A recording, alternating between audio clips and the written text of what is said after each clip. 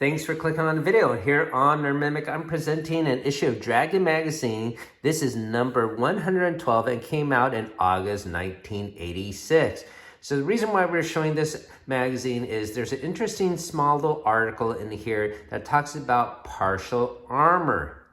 Partial armor is a concept that instead of a character wearing a single suit of the same armor, such as this ranger wearing all leather or this fighter wearing all plate mail, you got this wizard that has a cloth robe and a metallic helmet. So how do you account for the two different types of armor? Or maybe one place is just armored only and the rest isn't. So how do you account for that? And this is what this original first edition article discusses. And from what I'm aware of, partial armor does not exist in 5e, and there could be a reason why. I'll tell you the pros and cons about this concept in a bit. Welcome to the channel where we talk about not just D&D, but also board games and comics, technology on Saturdays, and gamer snacks on Sundays.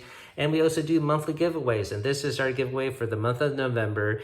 I'll put a link down below how you could win this original TSR module. You won the Sinister Secret of Saltmarch. We featured this recently. It's not our first module that we gave away, and it certainly won't be our last. This is the original module. It's not a reprint. It has a fold-out map and everything. And hopefully one of you lucky winners will enjoy this prize. If you're watching this from the future, I'm sure we have other giveaways going on, and you can click our main channel page for that information. Let's turn to the article itself. It's on page 35. And by the way, this issue we have here is going to be part of our December Advent Calendar giveaway, so look forward to that. And here is the article. It's titled Armor Piece by Piece. It's a very short 2-page article, but I'm going to break it down for you right now.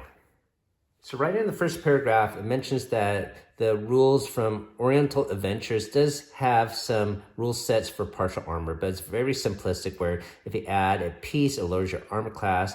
And back in the day, the lower the armor class, the better it was. However, they make an example here that a shin guard shouldn't give you as much protection as a shield, right? So that doesn't make sense realistically. So how do you account for that?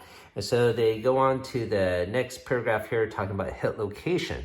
So in combat, if you strike a hit, you hit the body and get some damage done. But what if that part of the body does not actually have any armor? Certainly, if you have a hero represented by a miniature, well, some miniatures might have armor on the shoulder, but not on the legs. Certainly, some of the female characters and depictions of female characters have armor like that. So how do you account for that? And this is what that hit location table does. Let's take a look at this table. You can see you're going to roll a percentage dice essentially. The first 10 points is going to be denoted for a hit to the head. The largest area is going to be the chest, of course. That gets 15 points. Adamant gets another 10 points.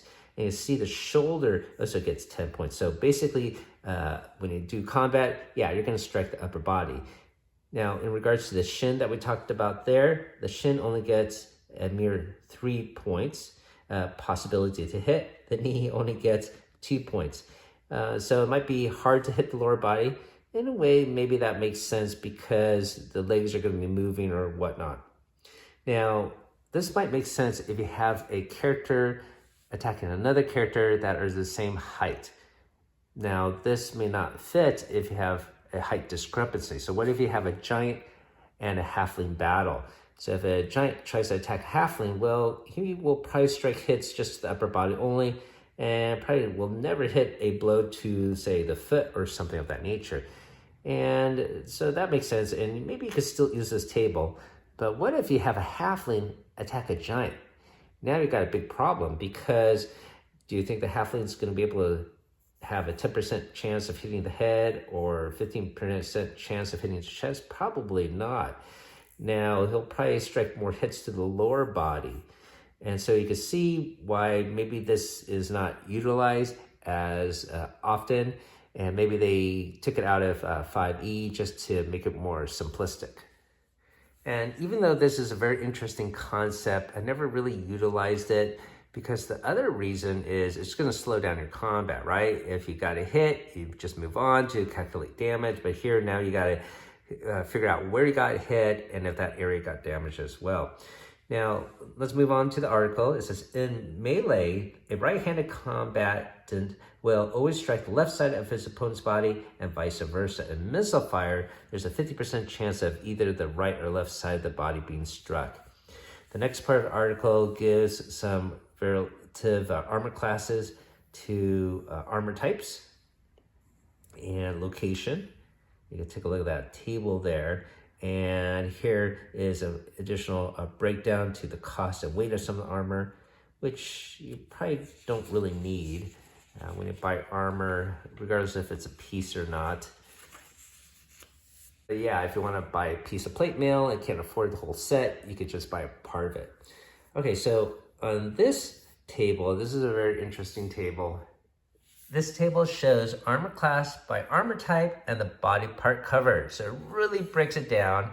And once again, this might slow down combat. Get referred to this table for the armor class of each piece. But let's take a closer look here. You can see head is on the top and growing at the bottom. You got the weakest armor here, leather, to the strongest stuff on the far right with plate mail. And you can see how basically each piece has the same armor class relatively, and a scale better as it gets stronger, right? Now that makes sense. But let's jump to here, the shin. And you can see here there's a big increase in armor class rating. The lower the better, remember? So here you got stud leather at 6 and ring mail at 2. And that's not the case for, say, above here, the thigh, which you actually get a worse armor class. So I have to assume this is probably related to the author depicting motion in combat. If you're moving around, maybe you'll hit the thigh because it's a bigger, the shin is much lower, and you're quick-footed, and that'll be harder to hit the shin or the knee. And maybe he's trying to account for that. It's just very interesting that they depict it this way. If you follow the shin example towards the end here, you can see actually there's a decrease in your rating ability. So the armor class actually went higher. And maybe because this bronze mail is too heavy and you're going to be a little slower moving on your feet. I'm not sure if I'm a big fan of this idea, because I always thought the armor class rating sort of took into account the weight of your armor and everything of that nature. And so maybe you're going to be actually secondarily penalized twice. Back in the day, I think we tried to implement this one time. However, as I mentioned, it really slows down combat, and so we just never did it again. I'd love to know if you ever tried it before, or if you're new to this concept, if you would ever try to implement this idea. I'm sure you could convert this to 5e. Now, here, moving on, this talks about scavenging partial armor. So you can roll a die to see what part is found in good condition or whatnot. And then it talks about suits of armor and combat procedure. Combat utilizing the partial combat system is to be conducted in this manner. Initiative and surprise are determined. The combatant with the first strike attacks following this format. First, a roll is made on the hit location table, making shield hit rolls beforehand. And second, combat rolls to hit against the armor class of the body type as indicated on the previous roll. The combatant with the second strike attacks and follows the same procedure. So that's pretty straightforward. So that is essentially the breakdown of partial armor in first edition Dungeons & Dragons. What do you think about this tiny little article? As always, thank you for watching and keep on adventuring out there.